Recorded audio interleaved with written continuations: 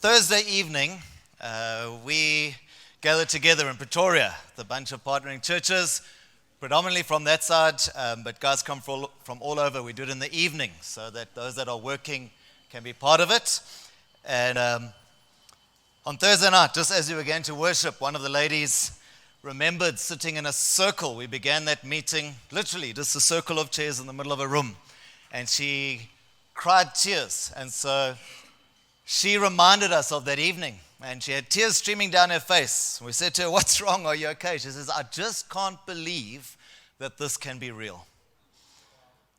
First time she'd been in a meeting like that of churches with a heart to work together and to serve Jesus together.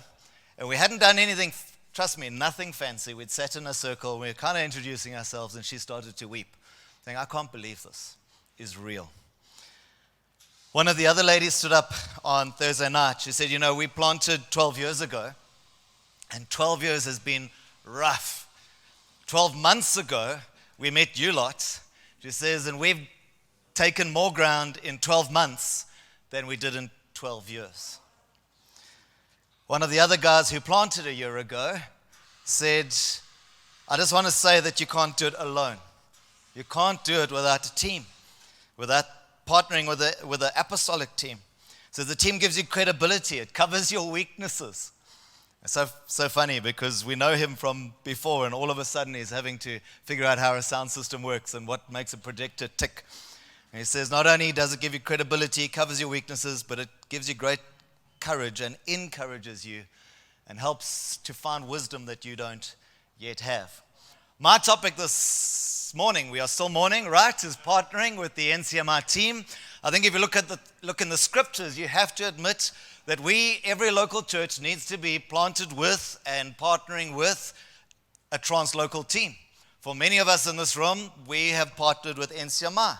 And so my joy this afternoon, one is to get to meet you guys, because who knows where we'll be and where we'll cross paths and what we'll get up to.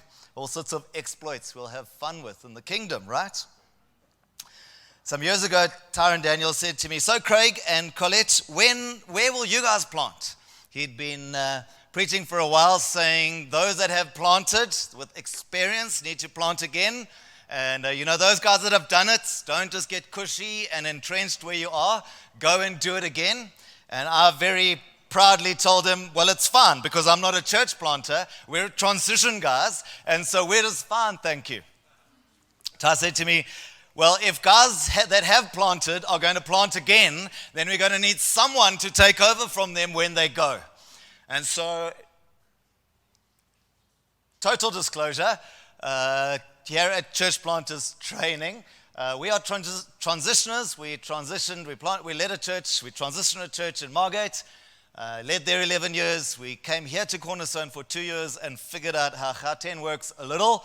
And then we transitioned a church in Centurion, Pretoria 12 years ago. So we've transitioned twice. But my role this afternoon is to speak around the privilege and the benefit of partnering with the NCMI team. I do want to say you can't do it alone. Acts chapter 16, verse 10, in the Message, it puts it this way. This is one of the scriptures that I'm personally carrying. I just thought I'd share it with you. It might help. The Message puts it this way. Acts chapter 16, verse 10, Paul has bounced around Turkey. He tried to go left and the Holy Spirit stopped him, and he tried to go right and the Spirit of Christ stopped him. Have you ever felt like that before? I would be grumbling along the way. He doesn't seem to. And then you remember that wonderful moment where he goes to sleep and he has the dream of the Macedonian man. Fascinating, because the gospel had never gone over the water yet. It hadn't gone to Europe, and he dreams of a European. So interesting. And I suppose maybe some of you guys will have never gone to a place before, and all of a sudden you'll see pictures in your head of people that look like a place that God might be calling you to. And the Message in Acts 16:10, it says, the dream gave Paul his map. I want to encourage you guys that as much as you're excited and hopeful and scared and butterflies in your stomach about this great thing that the Lord is stirring you to do, I want to remind you that it's not your dream and it's not your thing, but we participate in His thing. It's God's intention that everyone should know so that the end can come, right? And we do that, as you heard. I love Marcus. The church planting is the tip of the spear of an apostolic-hearted people, right? And so that's the expression. But so we participate in his dream rather than we have a dream. Jesus, will you bless my dream? Jesus, will you give me a building in the place that I want to go? And I want to remind us, because you'll need to know this, I need to know this daily, is that I'm not just doing my thing.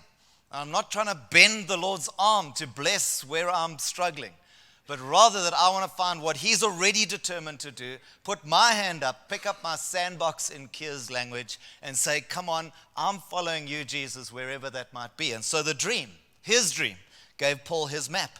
We went to work at once getting our things ready. You might be in that stage to cross over to Macedonia. All the pieces had come together. I love that. All those pieces scattered and confusing must have been for months. They came together. We knew for sure that God had called us to preach the good news to the Europeans. As I say, never been there before. The gospel hadn't gone there before, and God was doing a brand new stint in his great plan for planet Earth.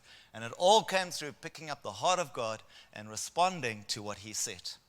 And I hope that this week you'll do that increasingly. You've come ready to respond to God, but I'm hoping day by day, I'm really hoping you don't sleep much this week. I really am. I'm hoping day by day you become more, I don't know the English version of this, omgekrap. I come from Pretoria, right? More perturbed. Welshman, is that okay? Perturbed? More perturbed, more stirred and unsettled and beside yourself as the days go past, to say, Jesus, would you be so kind as to include me in some of the things you're doing? Jakes and Mel, how's it, man? So cool to check you guys. So if I may, I never like talking about myself, but I just want to give you my story because we are products. I can say without a shadow of a doubt, we are products of partnering with a team of people. We are the beneficiaries in every way. In many ways, the reason we're still standing outside of Jesus is because of the mates that we have been able to walk with over the years. My first year out of school, I was in Joburg and I went on a youth camp which had a whole bunch of deaf people at it, and I met Marcus for the first time. I did the maths this morning. Do you want to know how long ago that was? Move on. All right, it was a while ago. Not only that, but I met Jono, who led worship this morning. He was just a kid. Just a kid. Oh, there you are, hey? Come on, man. And somehow God was gracious to us. We led that church in Margate. We transitioned from the couple that planted it. It wasn't a great transition, I just have to be honest. Lovely couple, great church. We just didn't do it very well. It was kind of a DIY transition. And so we sat around in a room, the four of us, not including my wife, the accountant, who was a year younger than me, and the couple that we were transitioning from. And we tried to make it up as we went along. I have to say that at that stage, just as a young guy, I didn't really have many connections, many personal relationships with the NCMI team. The pastor had organized guys to come and go, and so I knew them from preaching in our church, but that was it. And so we took over the church. We knew nothing. We still, if I look back at pictures of that season, still can't believe why people came back. For the first year, honest to the Lord, for the first year, my greatest stress was, will people come back next Sunday? I didn't think they would. How's that for the faith of a would-be transitioner? And, then a man by the name of Peter Howard Brown, we came to a connect in the KZN. I won't bore you with the logistics. And he said, you guys are new in leading. He said, can we come for tea? Now, Pietermaritzburg to Margate is not around the corner. So, of course, we said yes. I still remember we made a tray, we put a doily on it, and we had cups and saucers and the sugar in a pot, right? The sugar in a sugar bowl. My mom would have been really proud. My wife was doing her best. And so Peter and Jan came along, and he had what looked like, it was a lawyer's briefcase, but it looked like those pilot's boxes, those. And he sat down with us, and he chatted. They didn't know us from anywhere, and he just chatted with us. And they loved us, and they cared for us, and they encouraged us. He said, if you want to know what to tell your life group leaders, your whatever you call those people, he says, here, and he pulled out some printed notes. He said, this might help you. And he said, if you want to know how to preach better, maybe this will help you. He said, if you want to know what to do at a prayer meeting, maybe this will help you. And he kept on going like that until that flight box was empty. I treasured those notes. You know, we're moving house. Last night I opened a box, and there in that box was the file, the handwritten notes from when we did Church Planters in 1996. I want to say to you, you can't do this alone. Genesis tells us in terms of marriage, but you can't minister alone either. And so we led that church for 11 years, and then we were privileged to begin to get to the end of our season and wonder, Lord, what next? And the amazing thing, once again, Marcus's mom was in our church, so we had the privilege of him visiting his mom fairly regularly and would sneak in a coffee. And I remember just telling him, all the stuff going on in my heart. And in December, and he said, maybe it's just the end of a season for you. The February after that, we were at a elders' time somewhere, and a lady called by the name of Colette Meesk, also on team, they lead in New Zealand, prophesied over us that the Lord was getting ready to blow our socks off. And come March, my socks were still severely on my feet. And I was starting to doubt my friend, the prophet.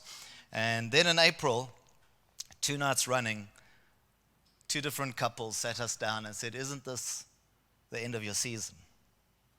Gave us such strength and such grace. The next month in May, we chatted with our elders and we had a person in mind. And in June, we announced that we were going to hand over the church. We didn't know where we were going. In the process, we chatted here. The team here welcomed us down the road. But there was a 3-month gap between handing over in Margate and coming to Joburg. And do you know, the churches that we partnered with in KZN put money together and they resourced us. They paid our salary for 3 months in between. Rory was one of those. I say, how on earth would you do this without some friends? It just doesn't make sense.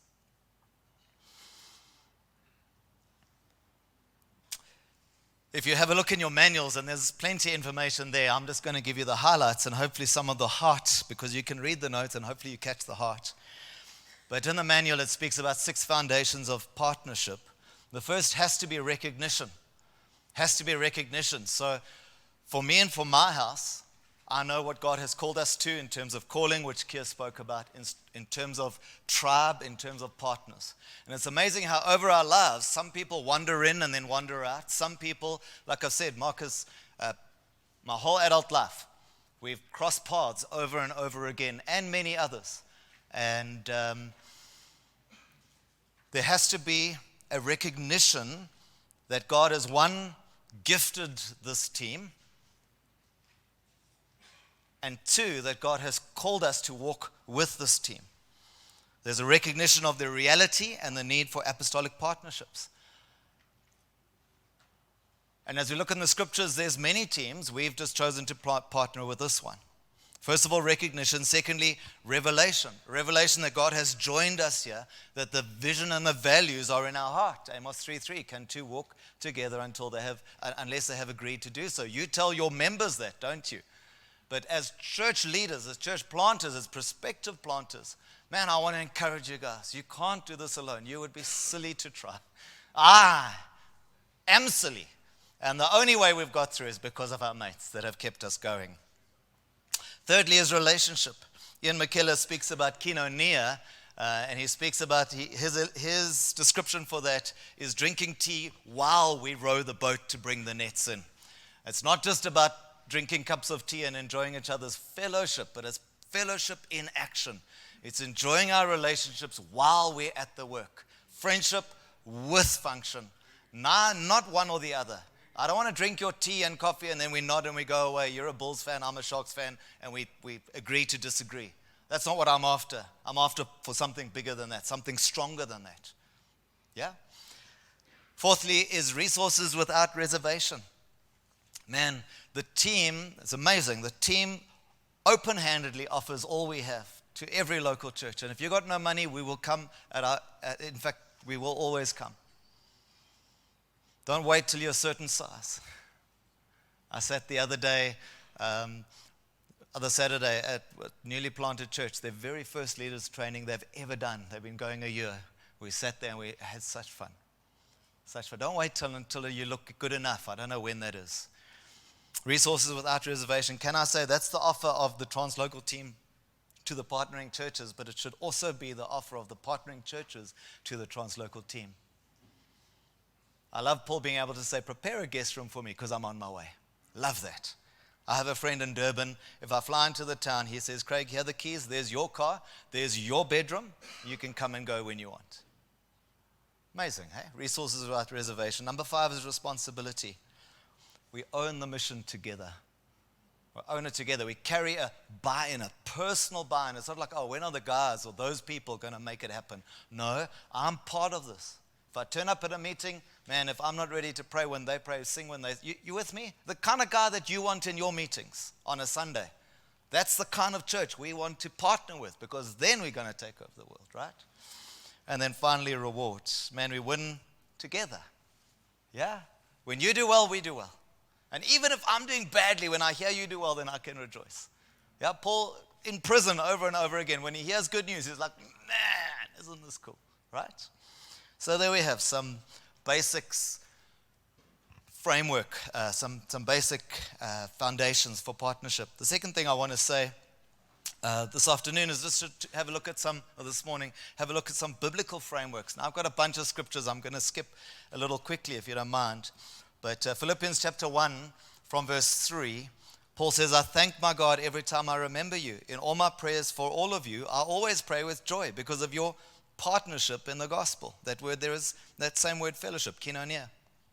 Verse 7, he goes on to say, all of you share in God's grace with me. God can testify how I long for all of you with the affection of Christ Jesus. Doesn't that sound like something you want to be part of? Hey, I do. Man, church leading, church planning, church transitioning can get very lonely. It really can. I want to say, if there's a connector, elders getting together at any stage, you would be so wise to make it the highest priority after your devotion time.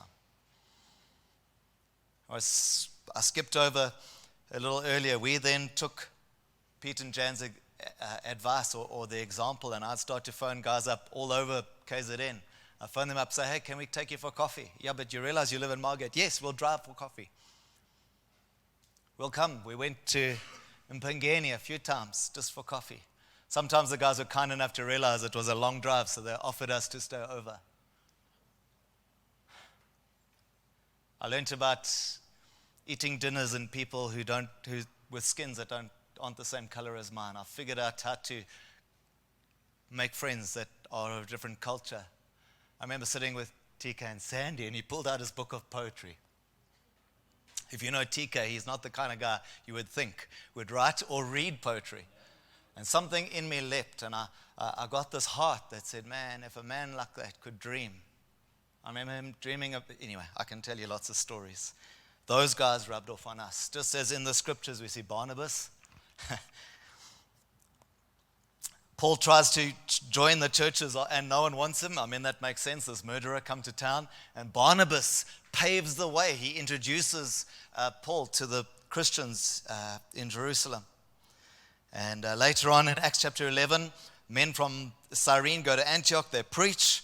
And then Barnabas goes there. He's a good man, but then he goes to look for Saul. He finds a partner and unites people together. This is what partnering with the translocal team helps us to do. Titus is a wonderful thing in 2 Corinthians chapter 2, verse 12. As Paul goes to Troas to preach the gospel, he finds a great open door of opportunity. But it says this, he says, I didn't find my brother Titus there. So I said goodbye and I went looking for him. Isn't that amazing? We can't do this alone. We can't do it alone. We shouldn't do it alone.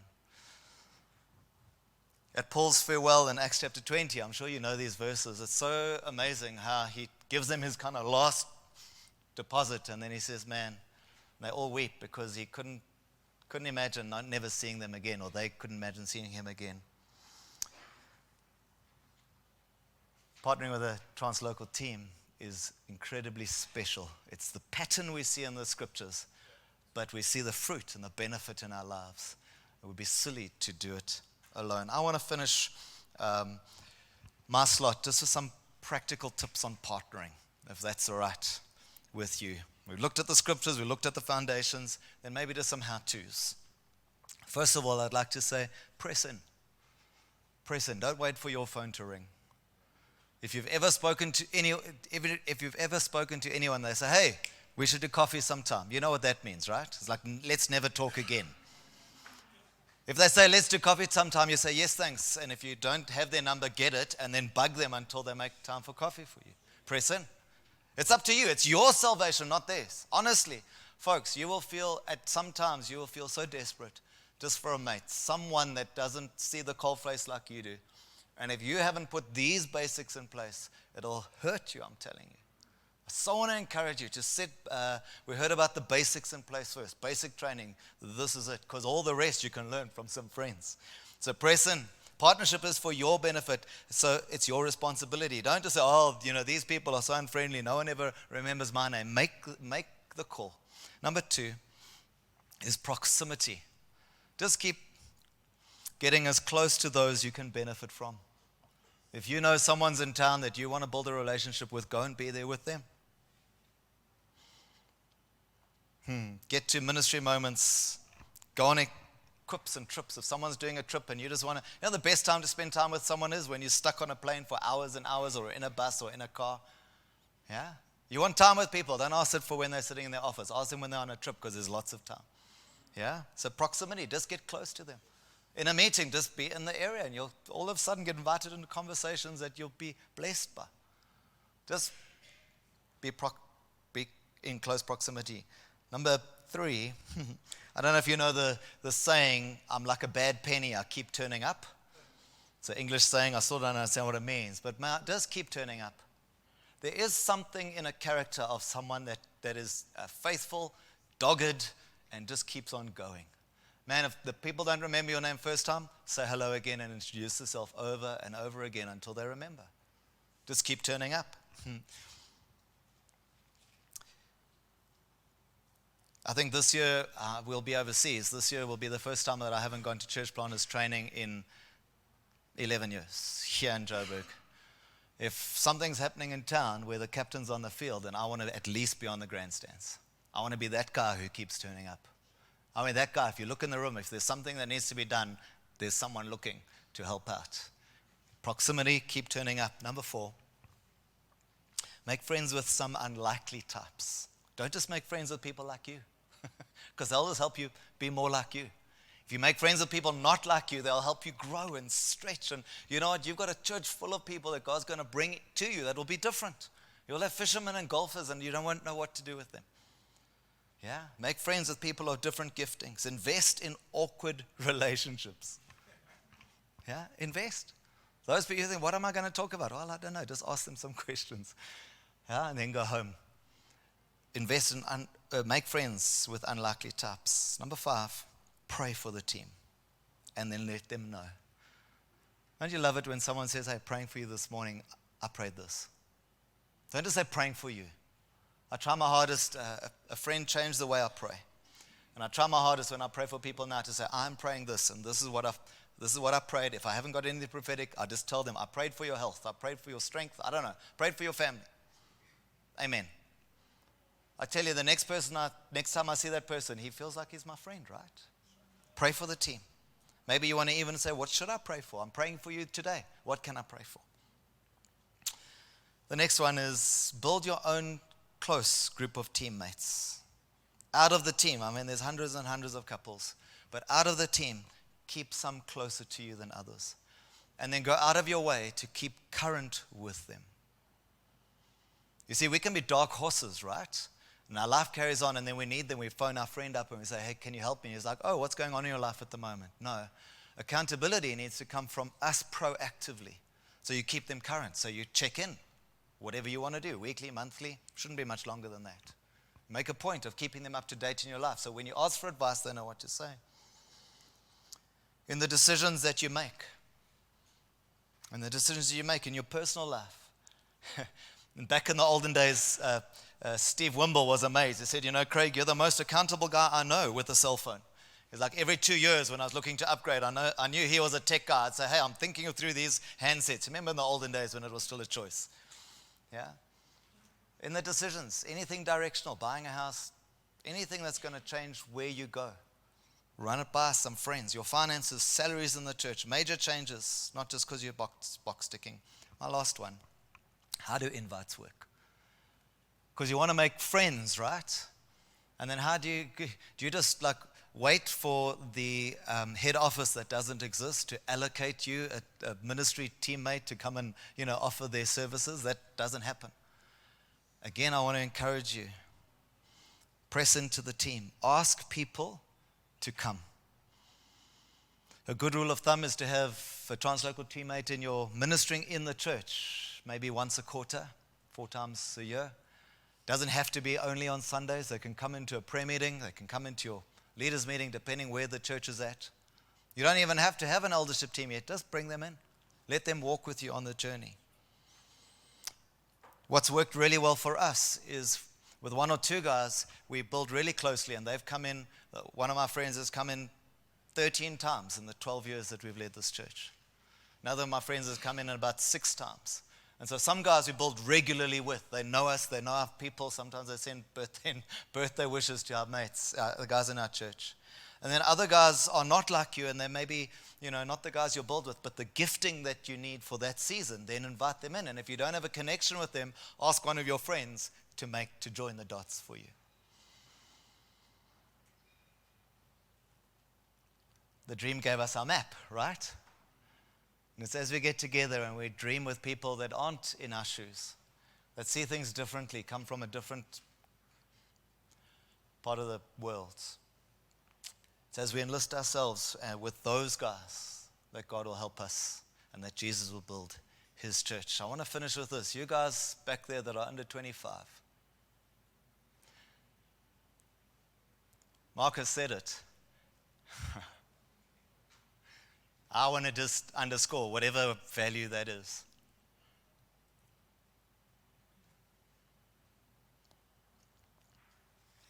I do want to say that I was 18 when I met Marcus, my first year out of school. Sitting this week. Don't wait till you look like some of us. Time is of the essence. Follow the call wherever he calls. But man, we need some young planters. We need some young guys to put up their hands and say, choose me, Lord. God bless you guys.